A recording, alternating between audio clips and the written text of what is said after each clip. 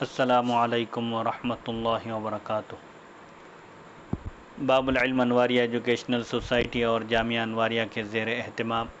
قرآن مجید کی تفسیر کے علاوہ حدیث شریف اور دیگر اسلامی علوم کی مشہور و معروف اور معتبر اور مستند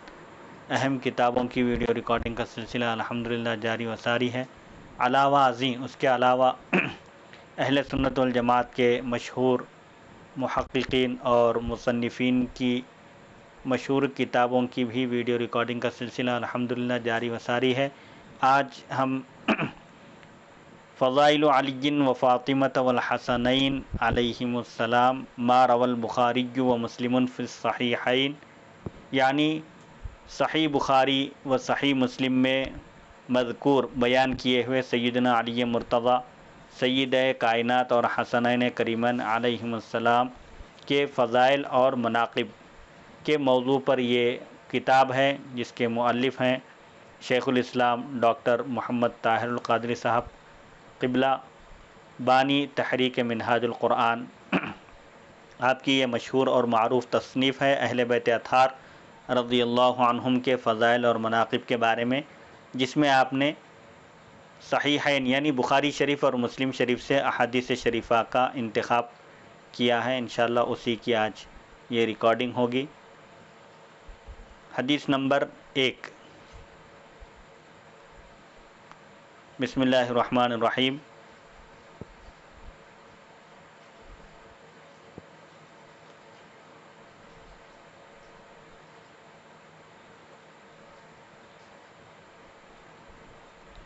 جامع مناقب اہل البیت الاطہار علیہم السلام، اہل بیت اطہار علیہم السلام کے جامع مناقب یعنی فضائل کا بیان۔ حدیث نمبر 1، عن زید بن ارقم رضی اللہ عنہ قال قام رسول اللہ صلی اللہ علیہ وسلم یوما فینا خطیبا بماء یدعى خما بین مکہ والمدینہ فحمد اللہ واثنى علیہ ووعظ وذکر ثم قال اما بعد الا ایھا الناس فانما انا بشر یوشک ان یأتی رسول ربی فاجیب وانا تارک فیکم ثقلین اولہما کتاب اللہ فیہ الہدی والنور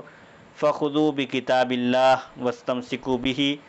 فحث علی کتاب اللہ ورغب فیہ ثم قال واہل بیتی اذکرکم اللہ فی اہل بیتی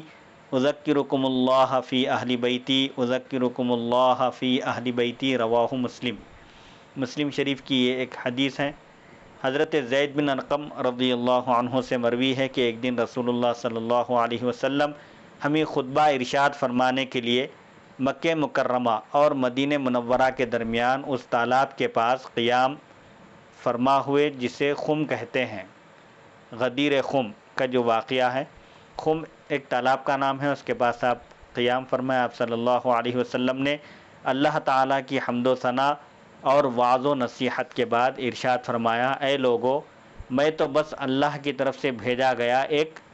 بشر ہوں، انسان ہوں، عن قریب میرے رب کا پیغام لانے والا فرشتہ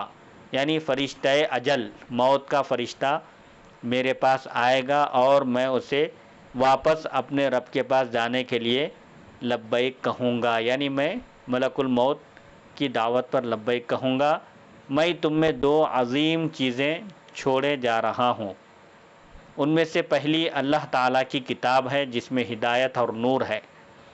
اللہ تعالیٰ کی کتاب پر یعنی قرآن مجید پر عمل کرو اور اسے مضبوطی سے تھام لو۔ آپ صلی اللہ علیہ وسلم نے کتاب اللہ کی تعلیمات پر عمل کرنے کے لیے ابھارا اور ترغیب دی، پھر فرمایا، اور دوسری چیز جو میں تمہارے درمیان چھوڑ کر جا رہا ہوں وہ میرے اہل بیت ہیں۔ میں تمہیں اپنے اہل بیت کے متعلق اللہ کی یاد دلاتا ہوں، اللہ سے ڈراتا ہوں۔ میں تمہیں اپنے اہل بیت کے متعلق اللہ کی یاد دلاتا ہوں، میں تمہیں اپنے اہل بیت کے متعلق اللہ کی یاد دلاتا ہوں۔ یہ جملہ آپ نے 3 مرتبہ ارشاد فرمایا، اسے امام مسلم نے روایت کیا ہے۔ یعنی اہل بیت اطہار کے بارے میں اللہ سے ڈرو، ان کا احترام کرو، ان کی تعظیم بجا لاؤ۔ حدیث نمبر 2، حدیث الغدیر و اہل البیت الاطہار علیہم السلام، حدیث غدیر اور اہل بیت اطہار علیہم السلام۔ عن یزید بن حیان قال انطلقت انا وحسین بن صبرة وعمر بن مسلم الى زید بن ارقم رضی اللہ عنہ فلما جلسنا الیہ قال له حسین لقد لقیت یا زید خیرا کثیرا رأیت رسول اللہ صلی اللہ علیہ وسلم وسمعت حدیثه وغزوت معه وصلیت خلفه لقد لقیت یا زید خیرا کثیرا حدثنا یا زید ما سمعت من رسول اللہ صلی اللہ علیہ وسلم قال یا ابن اخی واللہ لقد کبرت سنی وقدم عہدی ونسیت بعض الذی كنت اعی من رسول اللہ صلی اللہ علیہ وسلم فما حدثتکم فاقبلوا وما لا فلا تکلفونیہ ثم قال قام رسول اللہ صلی اللہ علیہ وسلم یوما فینا خطیبا بماء یدعى خما بین مکۃ والمدینہ فحمد اللہ واثنى علیہ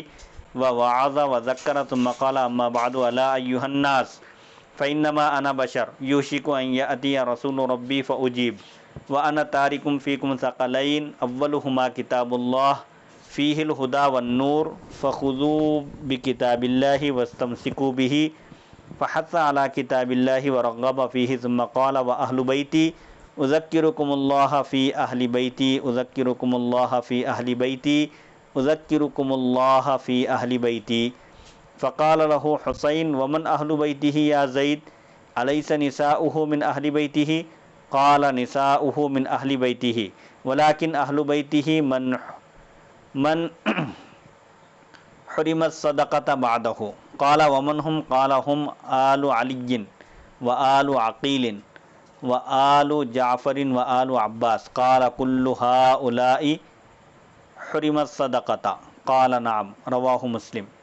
حضرت زید بن حیان بیان کرتے ہیں کہ میں حسین بن صبرہ اور عمر بن مسلم حضرت زید بن ارقم رضی اللہ عنہ کے پاس گئے۔ حسین نے عرض کیا اے زید آپ کو بہت خیر کثیر حاصل ہوا، یعنی آپ کو بہت ساری بھلائیاں ملی، آپ نے رسول اللہ صلی اللہ علیہ وسلم کی زیارت کی، آپ صلی اللہ علیہ وسلم سے حدیث شریف سنی، آپ صلی اللہ علیہ وسلم کے ہمراہ یعنی آپ کے ساتھ جہاد کیا، اور آپ صلی اللہ علیہ وسلم کی اقتداء میں نمازیں پڑھیں۔ اے زید آپ ہمیں رسول اللہ صلی اللہ علیہ وسلم سے سنی ہوئی کوئی حدیث سنائیے۔ حضرت زید رضی اللہ عنہ نے فرمایا اے بھتیجے، عرب کے طریقے کے مطابق اے بھتیجے بخدا یعنی اللہ کی قسم اب میری عمر زیادہ ہو گئی ہے اور ایک مدت گزر گئی، ایک زمانہ گزر گیا، اور رسول اللہ صلی اللہ علیہ وسلم کی جو احادیث مجھے یاد تھیں ان میں سے بعض کو میں بھول گیا کبر سنی کی وجہ سے اور زمانے کے دراز ہونے کی وجہ سے، کبر سنی یعنی بڑی عمر کا ہونے کی وجہ سے میں بعض باتیں بھول گیا ہوں، سو جو حدیث میں تم سے بیان کروں اس کا تم مجھے مکلف نہ کرو، یعنی مجھے جو یاد ہے میں وہ بیان کروں گا، اور جو مجھے یاد نہیں ہے اس کو بیان کرنے کے لیے مجھے زحمت نہ دو۔ پھر انہوں نے کہا یعنی حضرت زید بن ارقم رضی اللہ عنہ نے فرمایا ایک دن رسول اللہ صلی اللہ علیہ وسلم ہمیں خطبہ دینے کے لیے مکہ مکرمہ اور مدینہ منورہ کے درمیان اس تالاب پر یعنی اس تالاب کے پاس کھڑے ہوئے جس کو خم کہتے ہیں، آپ نے اللہ تعالیٰ کی حمد و ثنا کے بعد فرمایا اے لوگو سنو میں ایک بشر ہوں، عن قریب میرے رب کا پیغام لانے والا یعنی فرشتہ اجل موت کا فرشتہ میرے پاس آئے گا اور میں اس کو لبیک کہوں گا، یعنی میں اس کی دعوت کو قبول کروں گا۔ میں تم میں دو بڑی چیزیں چھوڑ کر جا رہا ہوں، ان میں سے پہلی اللہ تعالیٰ کی کتاب ہے یعنی قرآن مجید ہے، جس میں ہدایت ہے، نور ہے، روشنی ہے۔ اللہ تعالیٰ کی کتاب پر عمل کرو یعنی قرآن مجید کی تعلیمات اور اس کے احکامات پر عمل کرو اور اسے مضبوطی سے تھام لو۔ پھر آپ صلی اللہ علیہ وسلم نے کتاب اللہ پر عمل کرنے پر ابھارا اور اس کی ترغیب دی۔ پھر فرمایا اور دوسرے میرے اہل بیت ہیں، میں تمہیں اپنے اہل بیت کے متعلق اللہ کی یاد دلاتا ہوں یعنی اللہ کا واسطہ دیتا ہوں اور اللہ کے عذاب سے تمہیں ڈراتا ہوں، میں تمہیں اپنے اہل بیت کے متعلق اللہ کی یاد دلاتا ہوں۔ حسین نے کہا اے زید آپ صلی اللہ علیہ وسلم کے اہل بیت کون ہیں؟ کیا آپ صلی اللہ علیہ وسلم کی ازواج بیویاں اہل بیت سے نہیں ہیں؟ تو آپ نے فرمایا آپ صلی اللہ علیہ وسلم کے ازواج بھی اہل بیت سے ہیں، لیکن آپ صلی اللہ علیہ وسلم کے اہل بیت وہ ہیں جن پر آپ کے بعد صدقہ حرام کر دیا گیا، یعنی اہل بیت سے مراد وہ ہیں جن پر صدقہ زکوٰۃ حرام قرار دی گئی۔ تو کہا وہ کون ہیں جن پر صدقہ اور زکوٰۃ حرام ہے؟ تو آپ نے فرمایا وہ آل علی، آل عقیل، آل جعفر اور آل عباس ہیں، یعنی حضرت سیدنا علی مرتضیٰ کرم اللہ وجہہ کی اولاد، حضرت عقیل رضی اللہ عنہ کی اولاد، حضرت جعفر طیار اور حضرت عباس رضی اللہ عنہم کی اولاد ہیں۔ عرض کیا گیا کیا ان سب پر صدقہ حرام ہے؟ تو انہوں نے فرمایا ہاں۔ یہ روایت امام مسلم نے کی ہے، یعنی یہ مسلم شریف میں یہ روایت موجود ہے۔ اہل بیت اطہار سے مراد وہ ہیں جن پر صدقہ زکوٰۃ حرام ہے۔ آیت التطہیر و اہل البیت الاطہار علیہم السلام، آیت تطہیر اور اہل بیت اطہار علیہم السلام۔ آیت تطہیر یعنی اللہ تعالیٰ نے سورہ احزاب میں جو آیت نازل فرمائی انما یرید اللہ لیذھب عنکم الرجس اہل البیت ویطہرکم تطہیرا، یعنی اللہ تعالیٰ اہل بیت اطہار کو خوب پاک کرنا چاہتا ہے، ان کو دنیا کی گندگی سے، کدورت سے اور ہر قسم کی آلائش سے اللہ تعالیٰ ان کو خوب صاف ستھرا رکھنا چاہتا ہے۔ وہ آیت یہاں پر مراد ہے۔ حدیث نمبر 3 عن عائشہ رضی اللہ عنہ قالت خرج النبی صلی اللہ علیہ وسلم غداة وعلیہ مرط مرحل من شعر اسود فجاء الحسن بن علی رضی اللہ عنہما فأدخله ثم جاء الحسین رضی اللہ عنہ فدخل معه ثم جاءت فاطمة رضی اللہ عنها فأدخلها ثم جاء علی رضی اللہ عنہ فأدخله ثم قال انما یرید اللہ لیذھب عنکم رجس اہل البیت ویطہرکم تطہیرا۔ احزاب، سورہ احزاب آیت نمبر 33۔ رواہ مسلم، اس کی روایت مسلم نے کی ہے، یعنی یہ روایت مسلم شریف میں موجود ہے۔ حضرت عائشہ صدیقہ رضی اللہ عنہا بیان فرماتی ہیں کہ حضور نبی کریم صلی اللہ علیہ وسلم صبح کے وقت اس حال میں باہر تشریف لائے کہ آپ صلی اللہ علیہ وسلم نے ایک چادر اوڑھی رکھی تھی جس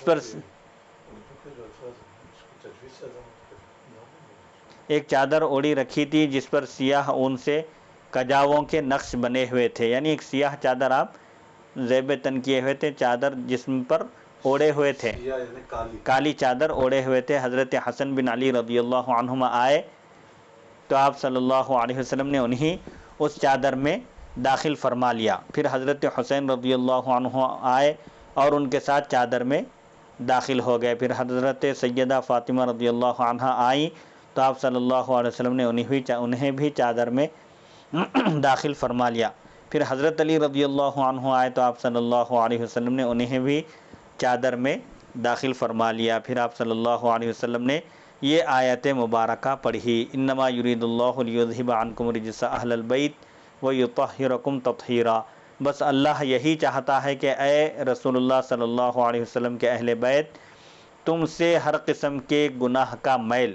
اور شک و نقص کی گرد تک دور کر دے، یعنی ہر قسم کے عیب سے، نقص سے تم کو دور کر دے اور تمہیں کامل طہارت سے نواز کر بالکل پاک صاف کر دے۔ نقص یعنی ہر قسم کی کمی سے، ہر قسم کی کمی کی گرد یعنی اس کے غبار سے بھی اللہ تعالیٰ تم کو دور کر دے۔ اسے امام مسلم نے روایت کیا ہے، مسلم شریف میں یہ روایت موجود ہے۔ آیت المباہلۃ و اہل البیت الاطہار، آیت مباہلہ اور اہل بیت اطہار علیہم السلام۔ نمبر 4 عن سعد بن ابی وقاص رضی اللہ عنہ عن ابیہ قال امر معاویۃ بن ابی سفیان سعدا فقال ما منعک ان تسب ابا التراب فقال اما ما ذکرت ثلاثا قالهن له رسول اللہ صلی اللہ علیہ وسلم فلن اسبہ لان تکون لی واحدۃ منہن احب الی من حمر النعم سمعت رسول اللہ صلی اللہ علیہ وسلم یقول له خلفہ فی بعض مغازیہ فقال له علی یا رسول اللہ خلفتنی مع النساء والصبیان فقال له رسول اللہ صلی اللہ علیہ وسلم اما ترضى ان تكون منی بمنزلۃ ہارون من موسیٰ الا انہ لا نبوۃ بعدی وسمعته یقول یوم خیبر لأعطین الرایۃ رجلا یحب اللہ ورسولہ ویحبہ اللہ ورسولہ قال فتطاولنا لها فقال ادعوا لي علیا فأتي به أرمد فبصق في عينه ودفع الراية إليه ففتح الله عليه ولما نزلت هذه الآية فقل تعالوا ندعو أبناءنا وأبناءكم دعا رسول الله صلى الله عليه وسلم عليا وفاطمة وحسنا وحسينا فقال اللهم هؤلاء أهلي رواہ مسلم۔ حضرت سعد بن ابی وقاص رضی اللہ عنہ بیان کرتے ہیں کہ جب حضرت معاویہ بن سفیان رضی اللہ عنہما نے حضرت سعد رضی اللہ عنہ کو امیر بنایا، گورنر بنایا، ایک جگہ کا ذمہ دار بنایا، تو ان سے پوچھا، دریافت کیا کہ تمہیں ابو تراب، یہ حضرت علی رضی اللہ عنہ کی کنیت ہے، ابو تراب حضرت علی رضی اللہ عنہ کو برا کہنے سے کیا چیز مانے ہے، کیوں ان کو آپ برا نہیں کہتے؟ جب معاویہ بن ابی سفیان نے حضرت سعد بن ابی وقاص سے پوچھا تو حضرت سعد رضی اللہ عنہ نے کہا، مجھے وہ 3 باتیں یاد ہیں جو رسول اللہ صلی اللہ علیہ وسلم نے حضرت علی رضی اللہ عنہ کے متعلق فرمائی تھی، اسی لیے میں ان کو کبھی برا نہیں کہہ سکتا۔ اگر ان 3 باتوں میں سے ایک بات بھی میرے لیے فرمائی ہوتی تو وہ مجھے سرخ اونٹوں سے زیادہ محبوب تھی، یعنی وہ 3 خوبیاں، وہ 3 فضائل جو مولا کائنات حضرت سیدنا علی رضی اللہ عنہ کے ہیں، اگر ایک بات بھی مجھے اس میں سے حاصل ہوتی تو وہ بات میرے لیے، عرب کے پاس سرخ اونٹ انتہائی قیمتی ہوتے ہیں، مجھے سرخ اونٹوں سے زیادہ محبوب ہوتی وہ بات۔ وہ 3 باتیں کیا ہیں؟ میں نے رسول اللہ صلی اللہ علیہ وسلم کو فرماتے ہوئے سنا جب آپ صلی اللہ علیہ وسلم نے ایک جنگ میں، ایک غزوے میں حضرت علی رضی اللہ عنہ کو مدینہ منورہ میں چھوڑ دیا، یعنی آپ کو ذمہ داری دی عورتوں اور بچوں کی نگرانی کی، آپ کو اپنے ساتھ آپ نے جنگ میں نہیں لیا، تو حضرت علی رضی اللہ عنہ نے عرض کیا، یا رسول اللہ صلی اللہ علیہ وسلم، آپ نے مجھے عورتوں اور بچوں میں پیچھے چھوڑ دیا ہے، یعنی عورتوں اور بچوں کے ساتھ مجھے رہنے کا حکم دیا ہے، جنگ میں شامل ہونے کی اجازت نہیں دی۔ تو رسول اللہ صلی اللہ علیہ وسلم نے ان سے فرمایا، کیا تم اس بات پر راضی نہیں ہو کہ تم میرے لیے ایسے ہی ہو جیسے موسیٰ علیہ السلام کے لیے ہارون علیہ السلام تھے، البتہ میرے بعد کوئی نبی نہیں ہوگا، یعنی میرے نزدیک آپ کا وہی مقام ہے جو حضرت موسیٰ کے نزدیک حضرت ہارون علیہ السلام کا مقام و مرتبہ تھا، بس فرق یہ ہے کہ حضرت ہارون نبی تھے، یہاں نبوت حضور صلی اللہ علیہ وسلم پر ختم ہو چکی ہے۔ یہ بات آپ نے حضرت علی کے لیے ارشاد فرمائی۔ اور دوسری بات، غزوہ خیبر کے دن میں نے آپ صلی اللہ علیہ وسلم سے یہ سنا کہ کل میں اس شخص کو جھنڈا دوں گا جو اللہ اور اس کے رسول سے محبت کرتے ہیں، اور اللہ اور اس کے رسول بھی ان سے محبت کرتے ہیں۔ سو ہم سب اس سعادت کے حصول کے انتظار میں تھے، صحابہ سب رات بھر بے چین تھے کہ یہ سعادت، یہ شرف کل آنے والے کل کس کو ملنے والا ہے، سب اس سعادت کے حاصل ہونے کے انتظار میں تھے۔ آپ صلی اللہ علیہ وسلم نے سعادت کا معنی کیا ہے؟ نیک بختی، شرف، بزرگی، یہ جو حضور صلی اللہ علیہ وسلم کی زبان مبارک سے جو کلمات ادا ہوئے کہ وہ اللہ اور اس کے رسول سے محبت کرتے ہیں اور اللہ اور اس کے رسول بھی ان کو چاہتے ہیں، یہ جو محبت الہی کی جو عظیم سعادت ہے، یہ کس کو حاصل ہوگی، سب اس انتظار میں تھے۔ جب دوسرے دن صبح ہوئی تو حضور صلی اللہ علیہ وسلم نے فرمایا کو علی کو میرے پاس لاؤ، یعنی علی کو بلاؤ۔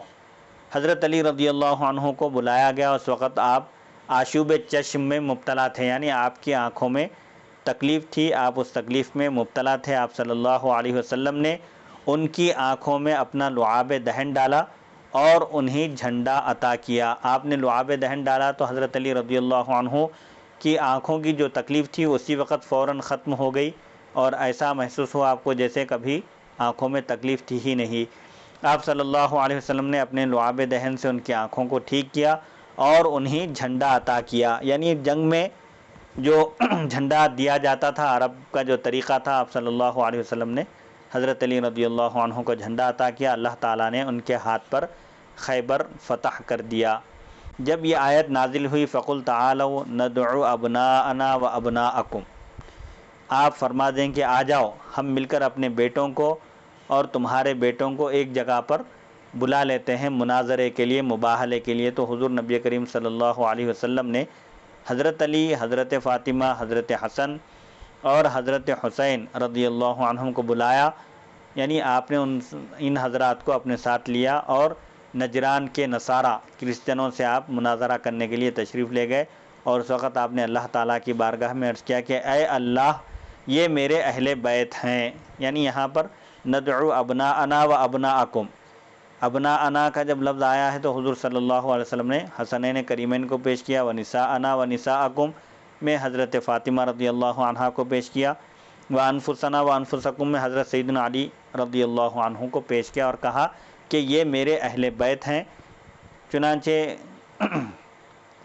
نجران کے پادری نے جب دیکھا ان مبارک ہستیوں کو اور ان کے نورانی چہروں کو، تو اس نے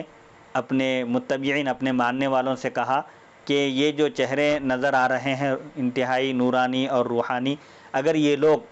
اللہ تعالیٰ کی بارگاہ میں دعا کریں کہ پہاڑ اپنی جگہ سے ہٹ جائے تو بھی پہاڑ اپنی جگہ سے ہٹ جائے گا، اللہ تعالیٰ ان کی دعا فوراً قبول کر لے گا۔ اگر یہ لوگ ہمارے خلاف بد دعا کریں گے تو روئے زمین پر قیامت تک کوئی نصرانی، کوئی کرسچن باقی نہیں رہے گا۔ اس لیے انہوں نے مباہلہ مناظرہ کرنے سے انکار کر دیا اور مصالحت کر لی۔ یہ روایت مسلم شریف میں موجود ہے، صلح کر لی،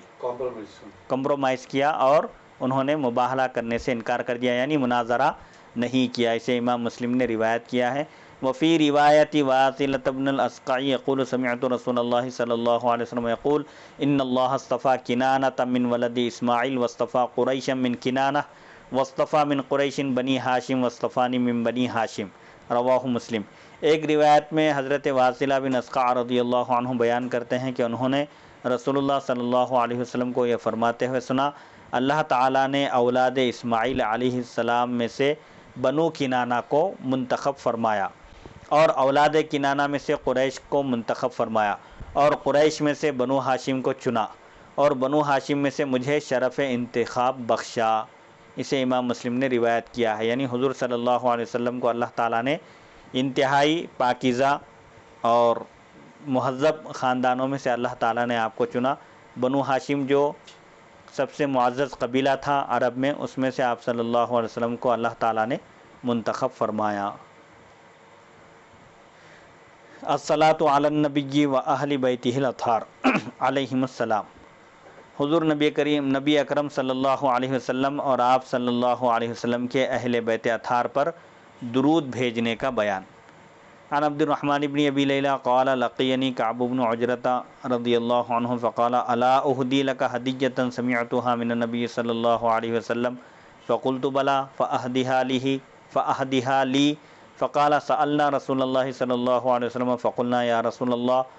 کیف الصلاة علیکم اہل البیت فإن اللہ قد علمنا کیف نسلم علیکم قال قولوا اللہم صلی علی محمد وعلی آل محمد کما صلیت علی ابراہیم وعلی آل ابراہیم انک حمید مجید اللہم بارک علی محمد وعلی آل محمد کما بارکت علی ابراہیم وعلی آل ابراہیم انک حمید مجید، متفق علیہ۔ حضرت عبد الرحمن بن ابی لیلہ کا بیان ہے کہ انہیں حضرت کعب بن عجرہ رضی اللہ عنہ ان سے ملاقات کی اور فرمایا کیا میں تمہیں ایک تحفہ نہ دوں جسے میں نے حضور نبی اکرم صلی اللہ علیہ وسلم سے سنا ہے؟ میں نے عرض کیا کیوں نہیں، یعنی ضرور، مجھے آپ وہ ضرور عطا کریں۔ تو انہوں نے فرمایا ہم نے رسول اللہ صلی اللہ علیہ وسلم سے عرض کیا یا رسول اللہ صلی اللہ علیہ وسلم اللہ تعالیٰ نے ہمیں آپ کی خدمت میں سلام بھیجنا تو سکھا دیا ہے، لیکن ہم آپ پر اور آپ کے اہل بیت پر درود کیسے بھیجا کریں؟ آپ صلی اللہ علیہ وسلم نے درود بھیجنے کا طریقہ تلقین فرمایا، سکھایا، کہا یوں کہا کرو اللہم صلی علی محمد وعلی آل محمد کما صلیت علی ابراہیم وعلی آل ابراہیم انک حمید مجید اللہم بارک علی محمد وعلی آل محمد کما بارکت علی ابراہیم وعلی آل ابراہیم انک حمید مجید۔ اے اللہ درود بھیج، رحمتیں نازل کر حضرت محمد مصطفیٰ صلی اللہ علیہ وسلم پر اور آل محمد پر جیسے تو نے درود بھیجا، یعنی رحمت نازل کی حضرت ابراہیم علیہ السلام پر اور ابراہیم علیہ السلام کی آل پر، بے شک تو بہت تعریف والا اور بزرگی والا ہے۔ اے اللہ برکت نازل فرما حضرت محمد مصطفیٰ صلی اللہ علیہ وسلم پر اور آل محمد پر جیسے تو نے برکت نازل فرمائی حضرت ابراہیم علیہ السلام اور حضرت ابراہیم علیہ السلام کی آل پر، بے شک تو تعریف کے لائق اور بزرگی والا ہے۔ یہ حدیث متفق علیہ ہے، یعنی بخاری اور مسلم میں موجود ہے۔ حدیث نمبر 7 عن ابی حمید الساعدی رضی اللہ عنہم رضی اللہ عنہ انہم قالوا یا رسول اللہ کیف نصلی علیک فقال رسول اللہ صلی اللہ علیہ وسلم قولوا اللہم صلی علی محمد وازواجہ وذریتہ کما صلیت علی ابراہیم وبارک علی محمد وازواجہ وذریتہ کما بارکت علی ابراہیم انک حمید مجید متفق علیہ۔ حضرت ابو حمید ساعدی رضی اللہ عنہ بیان کرتے ہیں کہ صحابہ کرام رضی اللہ عنہم نے عرض کیا یا رسول اللہ صلی اللہ علیہ وسلم ہم آپ پر درود کیسے بھیجیں؟ تو آپ صلی اللہ علیہ وسلم نے فرمایا یوں کہو، یعنی درود پڑھنے کا آپ نے طریقہ سکھایا، اللہم صلی علی محمد وازواجہ وذریتہ کما صلیت علی ابراہیم وبارک علی محمد وازواجہ وذریتہ کما بارکت علی ابراہیم انک حمید مجید۔ اے اللہ تو درود بھیج، رحمتیں نازل فرما حضرت محمد صلی اللہ علیہ وسلم اور آپ کی ازواج مطہرات اور آپ کی ذریت طاہرہ یعنی پاکیزہ اولاد پر، جیسا کہ تو نے درود بھیجا حضرت ابراہیم علیہ السلام کی آل پر، حضرت ابراہیم علیہ السلام پر اور ان کی آل پر، اور برکت عطا فرما حضرت محمد صلی اللہ علیہ وسلم پر، یعنی برکت نازل فرما حضرت محمد صلی اللہ علیہ وسلم پر اور آپ کی ازواج مطہرات پر اور آپ کی پاکیزہ اولاد پر، جیسا کہ تو نے برکت عطا کی حضرت ابراہیم علیہ السلام کو، بے شک تو تعریف کے لائق اور بزرگی والا ہے۔ یہ روایت صحیحین یعنی بخاری اور مسلم میں موجود ہے۔ وفی روایت ابی سعید الخدری رضی اللہ عنہ قال قلنا یا رسول اللہ ھذا السلام علیک فکیف نصلی قال قولوا اللہم صلی علی محمد عبدک ورسولک کما صلیت علی ابراہیم وبارک علی محمد وعلی آل محمد کما بارکت علی ابراہیم وآل ابراہیم، رواہ البخاری۔ ایک روایت میں حضرت ابو سعید خدری رضی اللہ عنہ بیان کرتے ہیں کہ انہوں نے رسول اللہ صلی اللہ علیہ وسلم کی بارگاہ اقدس میں عرض کیا یا رسول اللہ صلی اللہ علیہ وسلم آپ پر سلام بھیجنا تو ایسے ہے، یعنی سلام کس طرح بھیجا جاتا ہے ہم کو یہ معلوم ہے، لیکن ہم آپ پر درود کس طرح بھیجیں، درود بھیجنے کا طریقہ بھی آپ سکھا دیجیے۔ آپ صلی اللہ علیہ وسلم نے فرمایا اس طرح کہو، درود بھیجنے کا آپ نے طریقہ صحابہ کو بتایا، اللہم صلی علی محمد عبدک ورسولک کما صلیت علی ابراہیم وبارک علی محمد وعلی آل محمد کما بارکت علی ابراہیم وآل ابراہیم۔ اے اللہ حضرت محمد مصطفیٰ صلی اللہ علیہ وسلم پر درود بھیج جو تیرے بندے اور رسول ہیں، جیسے تو نے حضرت ابراہیم علیہ السلام پر درود بھیجا، اور برکت نازل فرما حضرت محمد مصطفیٰ صلی اللہ علیہ وسلم پر اور آپ صلی اللہ علیہ وسلم کی آل پر، جیسے تو نے حضرت ابراہیم علیہ السلام اور آل ابراہیم پر برکت نازل فرمائی۔ اسے امام بخاری نے روایت کیا۔ وفی روایت کعب بن عجرہ رضی اللہ عنہ قیل یا رسول اللہ اما السلام علیک فقد عرفناہ فکیف الصلاۃ علیک قال قولوا اللہم صلی علی محمد وعلی آل محمد کما صلیت علی آل ابراہیم انک حمید مجید اللہم بارک علی محمد وعلی آل محمد کما بارکت علی آل ابراہیم انک حمید مجید، رواہ البخاری۔ حضرت کعب بن عجرہ رضی اللہ عنہ کی بیان کردہ روایت میں ہے کہ بارگاہ رسالت میں عرض کیا گیا یا رسول اللہ صلی اللہ علیہ وسلم آپ پر سلام بھیجنے کا طریقہ تو ہم اچھی طرح جان گئے، لیکن صلاۃ درود کس طرح بھیجیں؟ تو آپ صلی اللہ علیہ وسلم نے فرمایا یوں کہو، اللہم صلی علی محمد وعلی آل محمد کما صلیت علی آل ابراہیم انک حمید مجید اللہم بارک علی محمد وعلی آل محمد کما بارکت علی آل ابراہیم انک حمید مجید۔ اے اللہ درود بھیج، رحمت نازل فرما محمد صلی اللہ علیہ وسلم پر اور محمد صلی اللہ علیہ وسلم کی آل پر، جس طرح تو نے ابراہیم علیہ السلام پر درود بھیجا، بے شک تو تعریف کیا گیا ہے، بزرگی والا ہے۔ اے اللہ برکت نازل فرما محمد صلی اللہ علیہ وسلم پر اور محمد صلی اللہ علیہ وسلم کی آل پر، جیسے تو نے برکت نازل فرمائی حضرت ابراہیم علیہ السلام کی آل پر، بے شک تو قابل تعریف اور بزرگی والا ہے۔ اسے امام بخاری رحمۃ اللہ علیہ نے روایت کیا۔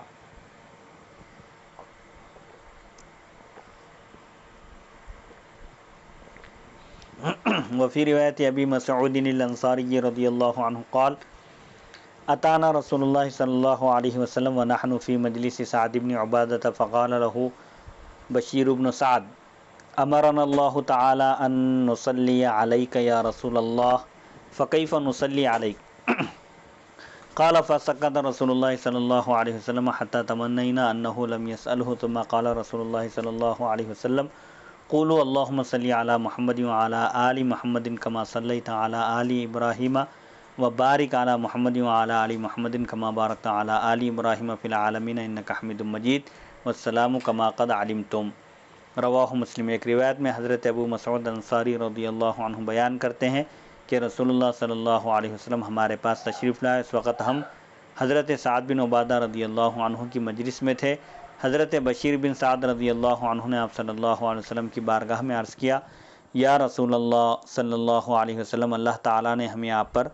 درود شریف بھیجنے کا حکم دیا ہے، ہمیں بتائیے کہ ہم آپ پر کس طرح درود بھیجیں۔ وہ بیان کرتے ہیں کہ اس پر رسول اللہ صلی اللہ علیہ وسلم کچھ دیر خاموش رہے ان کے پوچھنے پر، یہاں تک کہ ہم نے تمنا کی، خواہش کی کہ کاش انہوں نے یہ سوال ہی نہ پوچھا ہوتا۔ پھر رسول اللہ صلی اللہ علیہ وسلم نے فرمایا، اس طرح کہو، یعنی درود کس طرح پڑھیں، اللہم صلی علی محمد وعلی آل محمد کما صلیت علی آل ابراہیم وبارک علی محمد وعلی آل محمد کما بارکت علی ابراہیم فی العالمین انک حمید مجید والسلام کما قد علمتم۔ اے اللہ، حضرت محمد صلی اللہ علیہ وسلم اور آپ صلی اللہ علیہ وسلم کی آل پر اس طرح رحمت نازل فرما جس طرح تو نے حضرت ابراہیم علیہ السلام پر رحمت نازل فرمائی، بے شک تو تعریف والا اور بزرگ و برتر ہے۔ اے اللہ، حضرت محمد صلی اللہ علیہ وسلم اور آپ صلی اللہ علیہ وسلم کی اولاد پر برکت اس طرح نازل فرما جس طرح تو نے حضرت ابراہیم علیہ السلام اور ان کی اولاد کو دونوں جہاں میں برکت عطا فرمائی، بے شک تو تعریف قابل تعریف ہے اور بزرگی والا ہے۔ اسے امام مسلم نے روایت کیا ہے، صحیح مسلم میں یہ روایت موجود ہے۔ حب علی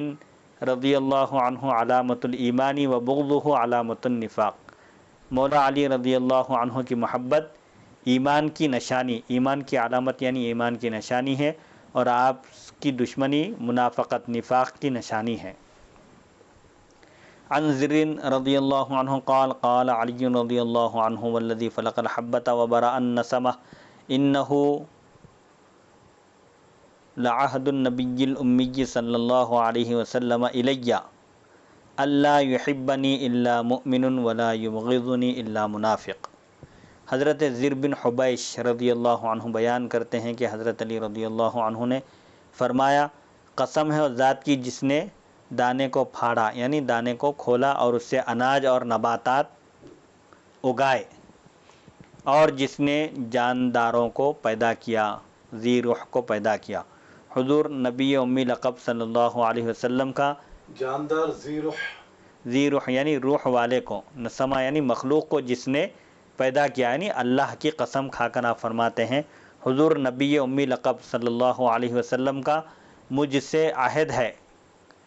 عہد و پیمان ہے، وعدہ ہے کہ مجھ سے صرف مومن ہی محبت کرے گا اور صرف منافق ہی مجھ سے بغض رکھے گا، نفرت رکھے گا۔ اسے امام مسلم نے روایت کیا ہے۔ یعنی حضرت علی رضی اللہ عنہ کی محبت یہ ایمان کی نشانی ہے، اور آپ سے بغض اور عداوت یہ نفاق کی نشانی ہے۔ تلقیب النبی صلی اللہ علیہ وسلم علی رضی اللہ عنہ بابی تراب۔ حضور نبی اکرم صلی اللہ علیہ وسلم کا حضرت علی رضی اللہ عنہ کو ابو تراب کا لقب عطا فرمانا۔ عن ابی حازم عن سہل بن سعد رضی اللہ عنہ قال ما کان لعلی اسم احب الیہ من ابی التراب وان کان لیفرح اذا دعی بها فقال له اخبرنا عن قصته لما سمی ابا تراب قال جاء رسول اللہ صلی اللہ علیہ وسلم بیت فاطمة فلم یجد علیا فی البیت فقال این ابن عمک فقالت کان بینی وبینہ شیء فغاضبنی فخرج فلم یقل عندی فقال رسول اللہ صلی اللہ علیہ وسلم لانسان انظر این ہوا فجاء فقال یا رسول اللہ هو فی المسجد راقد فجاءه رسول اللہ صلی اللہ علیہ وسلم وهو مضطجع قد سقط رداؤه عن شقه فأصابه تراب فجعل رسول اللہ صلی اللہ علیہ وسلم يمسحه عنه ويقول قم ابا تراب قم ابا التراب قم ابا التراب متفق علیہ واللفظ لمسلم۔ حضرت ابو حازم حضرت سہل بن سعد رضی اللہ عنہ سے روایت کرتے ہیں کہ حضرت علی رضی اللہ عنہ کو ابو تراب سے بڑھ کر کوئی نام محبوب نہ تھا۔ ابو تراب یہ سب سے زیادہ آپ کو پسند تھا۔ جب انہیں ابو تراب کے نام سے بلایا جاتا تو وہ نہایت خوش ہوتے تھے۔ تو راوی نے ان سے عرض کیا ہمیں وہ واقعہ سنائیے کہ ان کا نام یعنی حضرت علی رضی اللہ عنہ کا لقب ابو تراب کیسے پڑا، کیسے رکھا گیا؟ تو انہوں نے فرمایا ایک دن رسول اللہ صلی اللہ علیہ وسلم حضرت فاطمہ رضی اللہ عنہ کے گھر تشریف لائے تو حضرت علی رضی اللہ عنہ گھر میں نہیں تھے۔ آپ صلی اللہ علیہ وسلم نے دریافت فرمایا تمہارے چچا زاد کہاں ہیں، یعنی علی رضی اللہ عنہ کہاں ہیں؟ انہوں نے عرض کیا میرے اور ان کے درمیان کچھ بات ہو گئی جس پر وہ خفا ہو کر ناراض ہو کر باہر چلے گئے اور گھر میں دوپہر کے وقت آرام نہیں کیا، قیلولہ بھی نہیں کیا، یعنی دوپہر کا وقت تھا، گھر میں آپ نے آرام نہیں فرمایا۔ رسول اللہ صلی اللہ علیہ وسلم نے کسی شخص سے فرمایا جاؤ تلاش کرو، دیکھو کہ وہ کہاں ہیں۔ جن کو بھیجا گیا تھا تلاش کے لیے وہ شخص آئے اور عرض کیا یا رسول اللہ صلی اللہ علیہ وسلم وہ یعنی علی رضی اللہ عنہ مسجد میں آرام کر رہے ہیں، سو رہے ہیں۔ رسول اللہ صلی اللہ علیہ وسلم حضرت علی رضی اللہ عنہ کے پاس تشریف لے گئے۔ آپ صلی اللہ علیہ وسلم نے دیکھا کہ وہ لیٹے ہوئے ہیں جبکہ ان کی چادر ان کے پہلو سے نیچے گر گئی تھی، یعنی زمین پر گر گئی تھی چادر اور ان کے جسم پر زمین کی مٹی لگ گئی تھی۔ حضور نبی اکرم صلی اللہ علیہ وسلم اپنے دست مبارک سے وہ مٹی جھاڑتے جاتے، صاف کرتے جاتے اور فرماتے جاتے اے ابو تراب اٹھو، یعنی اے مٹی والے اٹھو، اے ابو تراب اٹھو۔ یہ حدیث متفق علیہ ہے، یعنی بخاری اور مسلم دونوں میں موجود ہے۔ البتہ اس حدیث کے جو الفاظ ہیں یہ مسلم شریف کے الفاظ ہیں۔ تو حضور صلی اللہ علیہ وسلم نے ان کو قم ابت تراب جو کہا، اے ابو تراب، اس وقت سے آپ کی یہ لقب مشہور ہو گیا ابو تراب۔ کون علی اقضى الصحابتی، حضرت علی رضی اللہ عنہ فیصلہ کرنے میں تمام صحابہ میں سب سے زیادہ ماہر تھے۔ عن سعید بن جبیر عن ابن عباس قال قال عمر رضی اللہ عنہ اقرأنا ابی و اقضانا علی رضی اللہ عنہ، رواہ البخاری۔ حضرت سعید بن جبیر یہ مشہور اور جلیل القدر تابعی ہیں۔ آپ فرماتے ہیں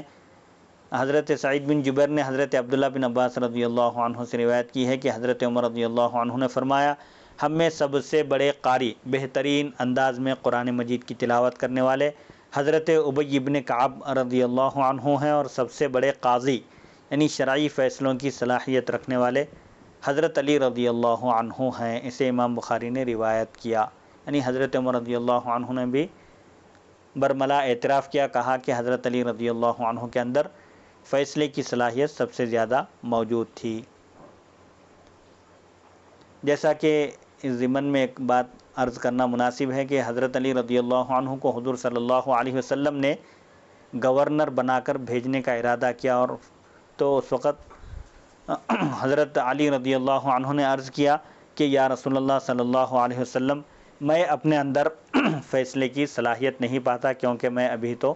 نوجوان ہوں، مجھے کوئی تجربہ نہیں ہے۔ تو حضور صلی اللہ علیہ وسلم نے حضرت علی رضی اللہ عنہ کے سینے پر ہاتھ رکھ کر آپ نے دعا فرمائی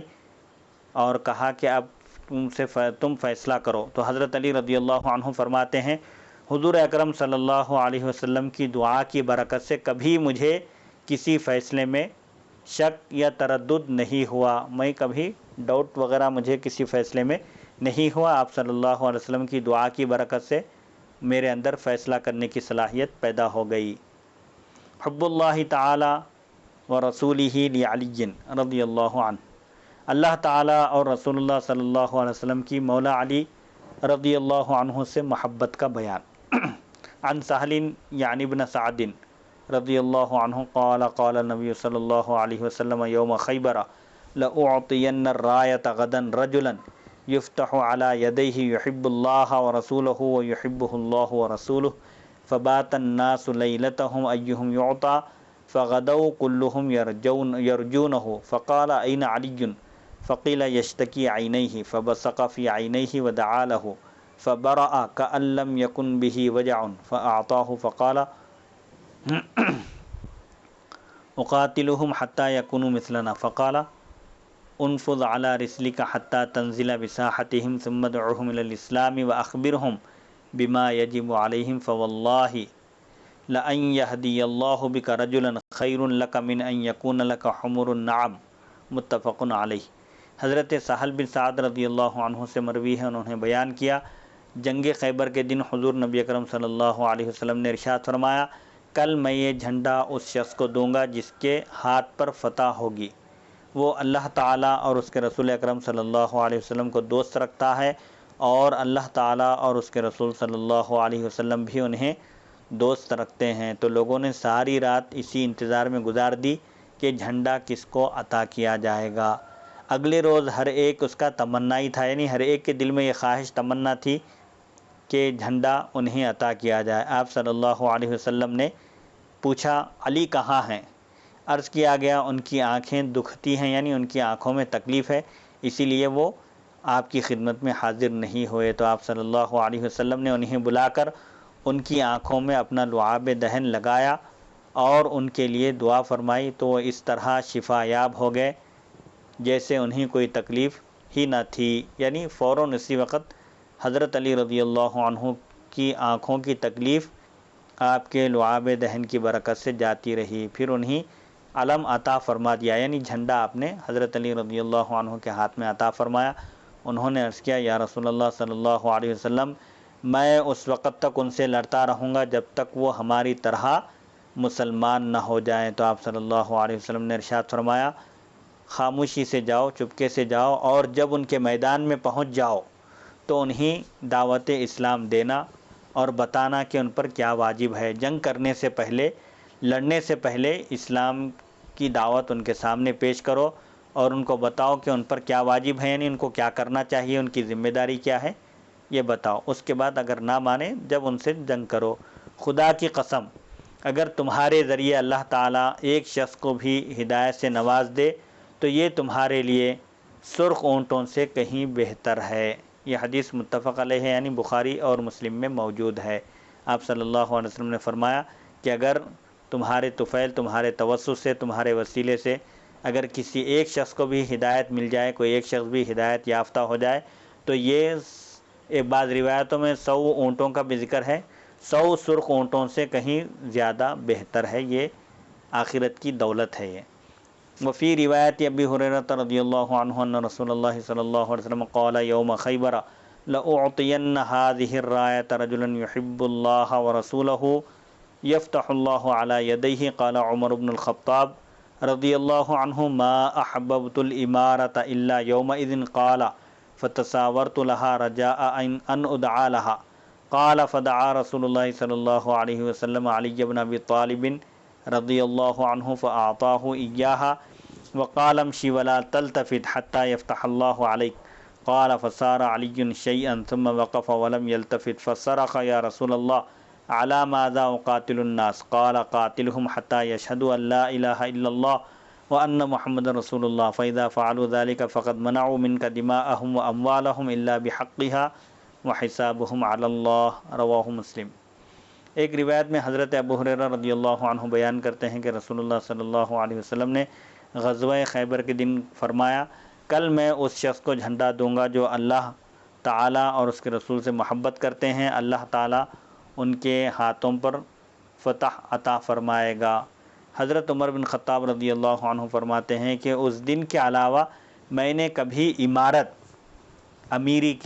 امیر بننے کی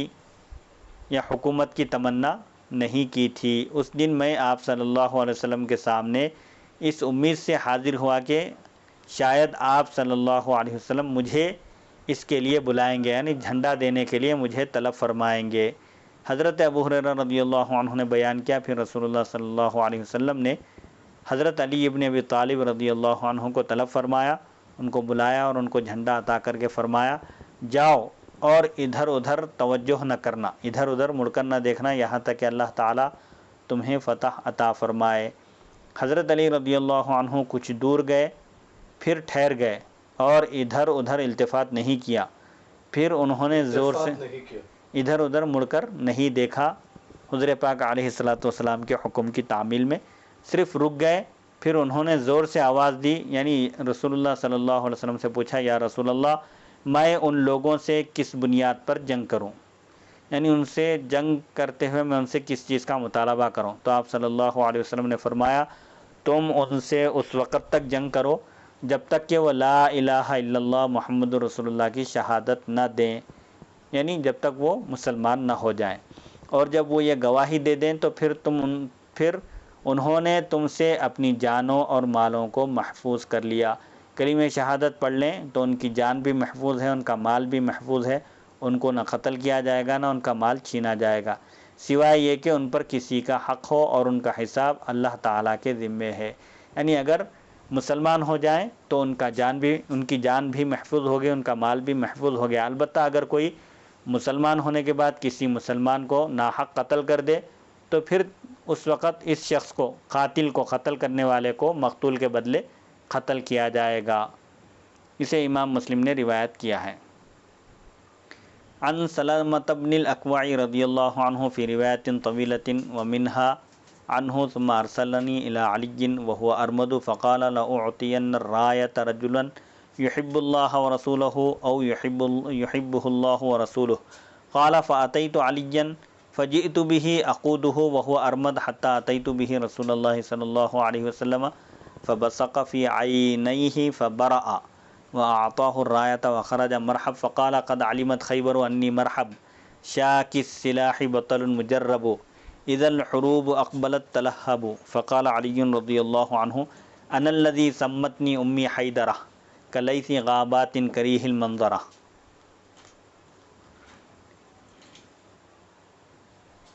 أو فيهم بالساعي كيل السندرة قال فضرب رأس مرحب فقتله ثم كان الفتح على يديه رواہ مسلم۔ حضرت سلمہ بن اکوع رضی اللہ عنہ ایک طویل حدیث میں بیان کرتے ہیں کہ حضور نبی اکرم صلی اللہ علیہ وسلم نے پھر مجھے حضرت علی رضی اللہ عنہ کو بلا کر لانے کے لیے بھیجا، اور ان کو آشوب چشم تھا، یعنی حضرت علی رضی اللہ عنہ کی آنکھیں تکلیف میں تھیں، ان کو آشوب چشم ہو گیا تھا۔ آپ صلی اللہ علیہ وسلم نے فرمایا میں ضرور بالضرور جھنڈا اس شخص کو دوں گا جو اللہ تعالیٰ اور اس کے رسول اکرم صلی اللہ علیہ وسلم سے محبت کرتے ہوں گے، یا یہ فرمایا اللہ اور اس کے رسول ان سے محبت کرتے ہوں گے۔ بیان کرتے ہیں پھر میں حضرت علی رضی اللہ عنہ کے پاس آیا اور انہیں رسول اللہ صلی اللہ علیہ وسلم کے پاس لے آیا، اس حال میں کہ وہ آشوب چشم یعنی آنکھوں کی تکلیف میں مبتلا تھے۔ تو آپ صلی اللہ علیہ وسلم نے اپنا لعاب دہن مبارک ان کی آنکھوں میں ڈالا تو وہ ٹھیک ہو گئے، اسی وقت اچھے ہو گئے۔ پھر آپ صلی اللہ علیہ وسلم نے انہیں جھنڈا عطا فرمایا۔ جنگ شروع ہوئی تو حضرت علی رضی اللہ عنہ کے مقابلے میں مرحب مشہور پہلوان نکلا اور کہنے لگا سارا خیبر جانتا ہے، یہ عرب کا طریقہ ہے، وہ لوگ رجس پڑھتے ہوئے، اشعار پڑھتے ہوئے مد مقابل کو، اپنے مخالف فوجی کو للکارتے تھے اور اس کو چیلنج کرتے تھے۔ چنانچہ مرحب اسی انداز میں نکلا اشعار پڑھتے ہوئے یہ کہتے ہوئے کہ سارا خیبر جانتا ہے کہ بے شک سارا خیبر جانتا ہے کہ میں مرحب ہوں، اور یہ کہ میں ہر وقت ہتھیار بند رہتا ہوں اور ایک تجربہ کار جنگجو ہوں، اور جب جنگیں ہوتی ہیں تو وہ بھڑک اٹھتا ہے، یعنی میری شجاعت، میری بہادری اور میری شجاعت کا لوہا سارا خیبر مانتا ہے، وہ مجھے اچھی طرح جانتے ہیں۔ یہ کہتے ہوئے جب وہ میدان میں آیا تو حضرت علی رضی اللہ عنہ نے بھی اشعار کے ذریعے اس کا جواب دیا۔ آپ کہتے ہیں میں وہ شخص ہوں جس کا نام اس کی ماں نے حیدر رکھا ہے، سبحان اللہ، اور میں جنگل کے اس شیر کی طرح ہوں جو ایک ہیبت ناک منظر کا حامل ہو، یعنی ایک جنگل کا ایک بہادر شیر جو ہوتا ہے جس کو دیکھ کر ہی ہیبت طاری ہو جاتی ہے، ایسے ہیبت والا ہوں میں، یا ان کے درمیان ایک پیمانوں میں ایک بڑا پیمانہ ہوں۔ یعنی حضرت علی رضی اللہ عنہ نے بھی اپنی شجاعت، اپنی بہادری کا ذکر اشعار میں کرتے ہوئے آپ نے مرحب کو پچھاڑ دیا۔ چنانچہ راوی بیان کرتے ہیں پھر حضرت علی رضی اللہ عنہ نے مرحب کے سر پر ضرب لگائی، یعنی اس کے سر پر ایک مارا اور ایک ہی ضرب حیدری سے اس کو قتل کر دیا، یعنی اس کو آپ رضی اللہ عنہ نے موت کے گھاٹ اتار دیا، ایک ہی وار میں اس کا کام تمام کر دیا۔ پھر فتح و نصرت آپ رضی اللہ عنہ کے ہاتھوں ہوئی، یعنی خیبر آپ کے ہاتھ پر فتح ہوا، اسے امام مسلم نے روایت کیا ہے۔ مرحب جو مشہور پہلوان تھا اور شجاعت اور بہادری میں یکتا اور تھا، اس کو حضرت علی رضی اللہ عنہ نے ایک ہی وار میں قتل کر دیا۔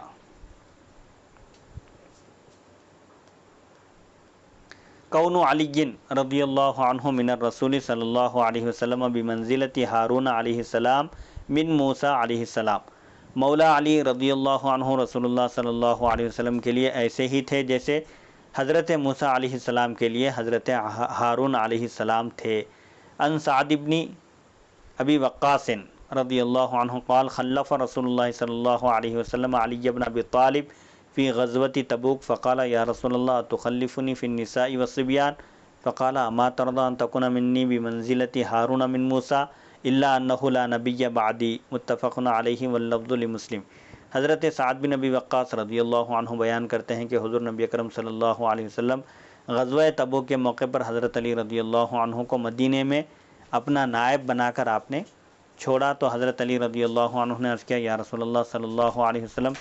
کیا آپ مجھے عورتوں اور بچوں میں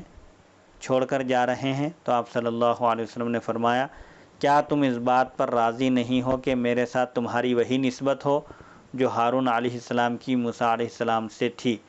البتہ میرے بعد کوئی نبی نہیں ہوگا۔ یہ حدیث متفق علیہ ہے، یعنی بخاری اور مسلم میں موجود ہے،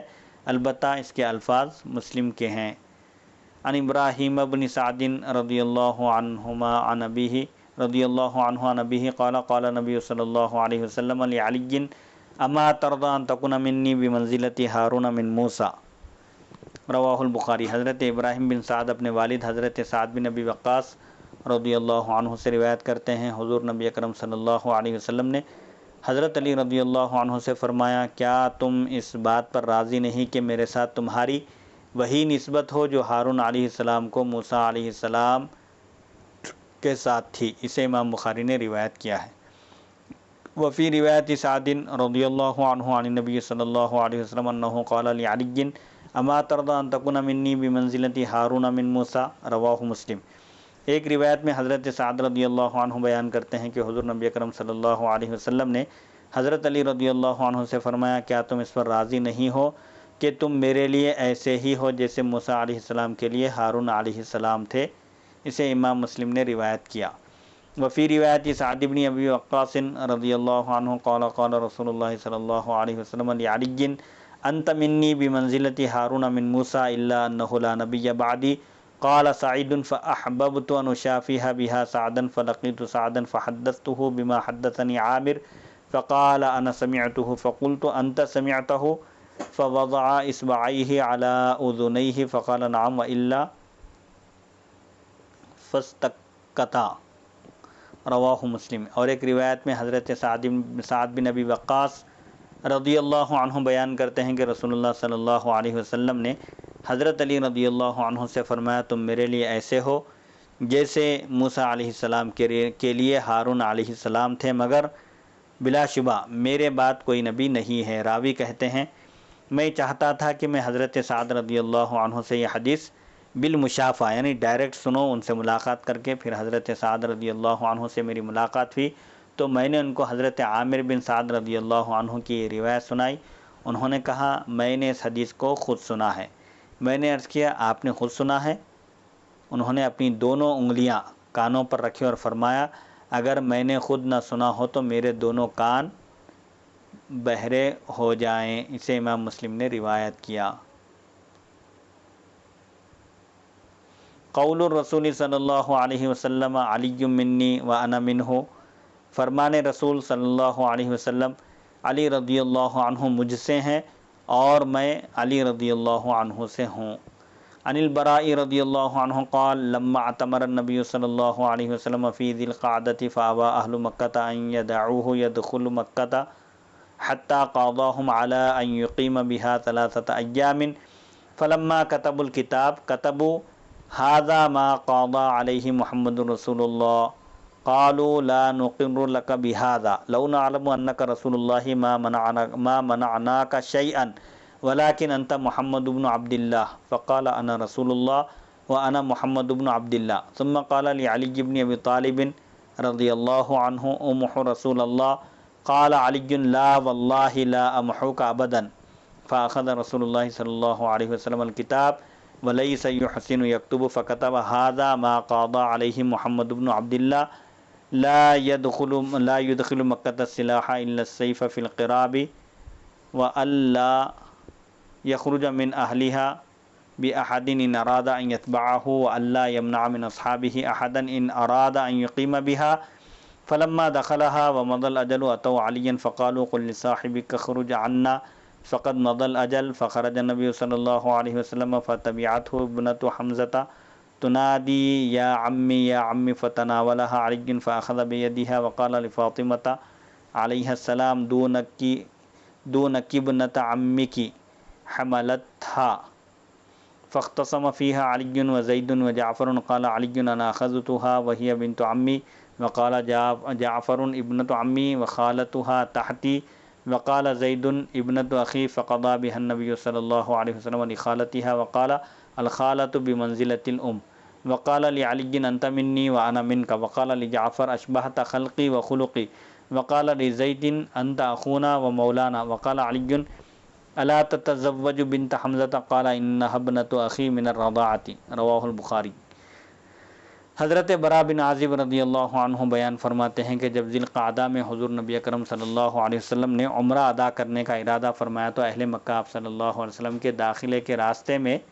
رکاوٹ بن گئے، یہاں تک کہ ان کے ساتھ اس شرط پر صلح ہوئی، مصالحت ہوئی کہ اگلے سال آپ 3 دن یہاں ٹھہر سکتے ہیں۔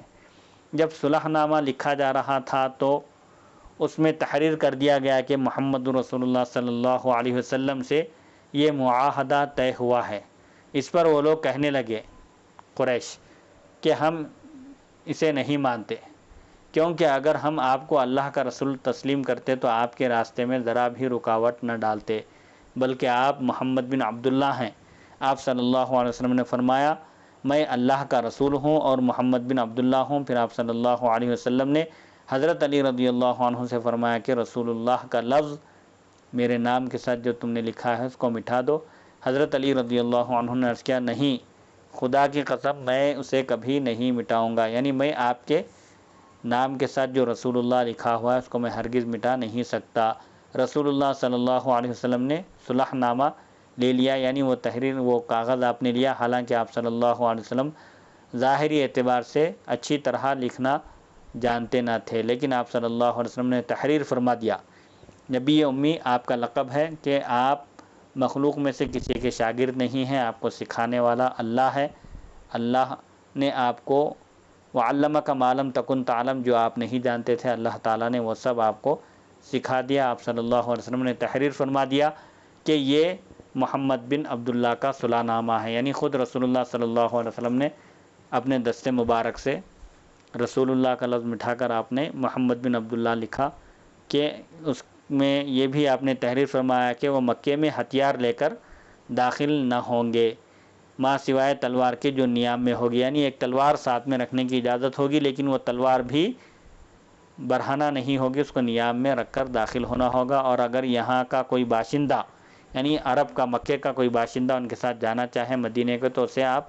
نہیں لے جائیں گے، اور ان کے ساتھیوں میں سے اگر کوئی یہاں رہنا چاہے تو اسے نہیں روکیں گے۔ جب اگلے سال آپ صلی اللہ علیہ وسلم مکہ معظمہ میں داخل ہوئے اور 3 روز کی مدت پوری ہو گئی تو قریش حضرت علی رضی اللہ عنہ کے پاس آئے اور کہنے لگے کہ اپنے آقا سے کہیے کہ یہاں سے چلے جائیں کیونکہ مدت پوری ہو گئی۔ جب حضور نبی اکرم صلی اللہ علیہ وسلم وہاں سے چل دیے تو حضرت حمزہ کی صاحبزادی چچا جان کہتے ہوئے آپ صلی اللہ علیہ وسلم کے پیچھے چل دی۔ حضرت علی رضی اللہ عنہ نے انہیں اپنے پاس بلا لیا، پھر ان کا ہاتھ پکڑا اور حضرت فاطمہ رضی اللہ عنہا سے کہا کہ یہ آپ کے چچا جان کی بیٹی ہیں جن کو میں نے لے لیا ہے، یعنی ان کی پرورش ہم کریں گے۔ اس لڑکی کو اپنے پاس رکھنے کے بارے میں حضرت علی، حضرت زید اور حضرت جعفر کے درمیان اختلاف ہو گیا، تنازع ہو گیا۔ حضرت علی رضی اللہ عنہ کہتے تھے کہ اسے میں نے لیا ہے اور یہ میرے چچا کی بیٹی ہے۔ حضرت جعفر رضی اللہ عنہ کہتے تھے کہ یہ بھی میرے چچا کی بیٹی ہے اور ان کی خالہ میرے نکاح میں ہے، یعنی یہ جو لڑکی ہے ان کی خالہ میرے نکاح میں ہے، مجھ سے ڈبل رشتہ داری ہے۔ اور حضرت زید رضی اللہ عنہ کہتے تھے کہ یہ میرے بھائی کی بیٹی ہے۔ تو حضور نبی اکرم صلی اللہ علیہ وسلم نے اس لڑکی کو خالہ کے پاس رہنے کا فیصلہ دیا، یعنی حضرت جعفر کے حوالے فرمایا، یہ فیصلہ دیا اور فرمایا کہ خالہ کا درجہ ماں کا ہوتا ہے، خالہ ماں کی جگہ ہوتی ہے۔ پھر آپ صلی اللہ علیہ وسلم نے حضرت علی رضی اللہ عنہ سے فرمایا تم مجھ سے ہو اور میں تم سے ہوں۔ پھر حضرت جعفر سے فرمایا تم صورت اور سیرت، ظاہر اور باطن میں مجھ سے مشابہت رکھتے ہو۔ اور حضرت زید رضی اللہ عنہ سے فرمایا کہ تم ہمارے بھائی اور ہمارے دوست ہو۔ حضرت علی رضی اللہ عنہ نے ایک دفعہ عرض کیا آپ حضرت حمزہ کی صاحبزادی رضی اللہ عنہ سے آپ نکاح کیوں نہیں کر لیتے؟ تو آپ صلی اللہ علیہ وسلم نے فرمایا وہ تو میرے رضائی بھائی کی بیٹی یعنی بھتیجی ہے۔ حضرت حمزہ رضی اللہ عنہ حضور کے چچا بھی ہیں اور ایک اعتبار سے آپ کے رضائی بھائی بھی ہوتے ہیں، اس لحاظ سے حضرت حمزہ رضی اللہ عنہ کی صاحبزادی آپ کی بھتیجی ہیں۔ یہ روایت امام بخاری نے کی ہے، اسے امام بخاری رحمۃ اللہ علیہ نے روایت کیا ہے۔ انشاءاللہ اگلی نشست میں ہم حضرت سیدہ فاطمہ رضی اللہ عنہا کے فضائل سے اگلی نشست کا آغاز ہوگا، حدیث نمبر 22 سے انشاءاللہ۔ اللہ تعالیٰ سے دعا ہے کہ وہ ہم کو سننے اور سنانے سے زیادہ احکام شریعت پر عمل کرنے کی توفیق عطا فرمائے اور تمام عالم اسلام کے مسلمانوں کی جان و مال، عزت اور آبرو کی حفاظت فرمائے، اور خاص طور پر اس ریکارڈنگ کا اہتمام کرنے والے مولانا سید عبدالواسع حسینی بخاری چشتی صاحب کو صحت و عافیت عطا فرما اور ان کے ساتھ کرم اور رحم کا معاملہ فرما، اور ان کے تمام اہل و عیال، ان کے احباب، ان کے جو رشتہ دار ہیں، ان کے جو خانوادے کے لوگ ہیں، مولا ان سب پر اپنا کرم فرما، فضل فرما، خصوصی عنایتیں فرما، اور اس مبارک ماہ کے طفیل ان سب کے جائز مقاصد میں کامیابی عطا فرما، تمام آفتوں اور بلاؤں سے ان کی حفاظت فرما، ہر قسم کی ظاہری اور باطنی بیماریوں سے ان کی حفاظت فرما، مولا ان پر اپنا خاص کرم فرما۔ حضور پاک علیہ الصلوۃ والسلام کے صدقہ طفیل مولا اس مبارک ماہ کا حق ادا کرنے کی ہم کو توفیق عطا فرما۔ وصلی اللہ تعالی علی خیر خلقہ سیدنا محمد و آلہ و صحبہ اجمعین، الحمد للہ رب العالمین۔